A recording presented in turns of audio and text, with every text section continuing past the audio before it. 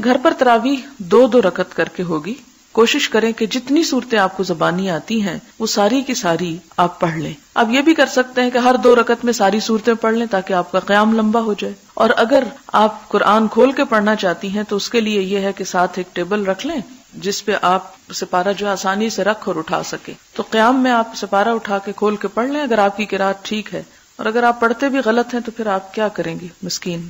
تو اس صورت میں تو فائدہ کو خاص نہیں ہوگا. اس لیے کوشش کریں کہ آپ وہی صورتیں پڑھیں جو آپ کو اچھی طرح آتی ہوں، اور کوشش کریں کہ آپ اپنی زندگی کا کچھ وقت لگائیں کہ آپ اس بات کو اچھی طرح سیکھ سکیں.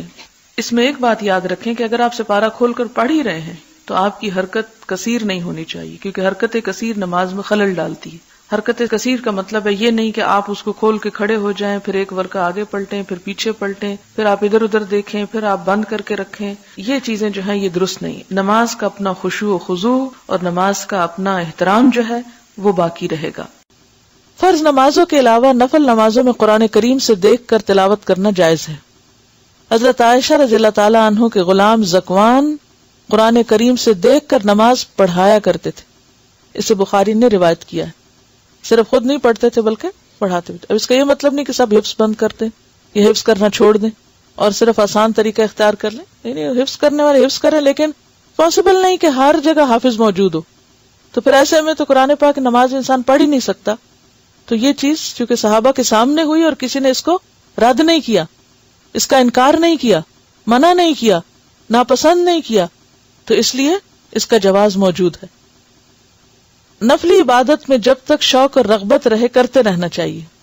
تکلیف یا تھکاوٹ محسوس ہو تو چھوڑ دینا چاہیے. عبادت میں اعتدال پسندیدہ ہے. حضرت انس رضی اللہ عنہ کہتے ہیں رسول اللہ صلی اللہ علیہ وسلم نے فرمایا، نفل نماز اپنی طبیعت کی خوشی اور شوق کے مطابق پڑھو.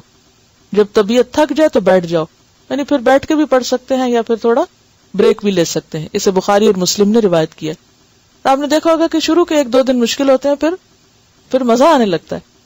حضرت عائشہ رضی اللہ تعالی عنہا کہتی ہیں رسول اللہ صلی اللہ علیہ وسلم نے فرمایا، اپنی ہمت کے مطابق عبادت کرو، اللہ تعالیٰ اجر دیتے کبھی نہیں تھکتے، جبکہ تم عبادت کرتے تھک جاتے ہو. اسے بخاری اور مسلم نے روایت کیا. یعنی جو کام شروع کرو پھر اس کو نبھاتے بھی جاؤ.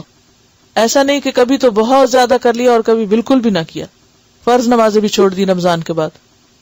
حضرت عبداللہ بن عمرو بن عاص کہتے ہیں رسول اللہ صلی اللہ علیہ وسلم نے فرمایا، اے عبداللہ، تم فلاں آدمی کی طرح نہ ہو جانا جو رات کو عبادت کے لیے اٹھا کرتا تھا پھر اس نے اٹھنا چھوڑ دیا. اسے بخاری اور مسلم نے روایت کیا ہے.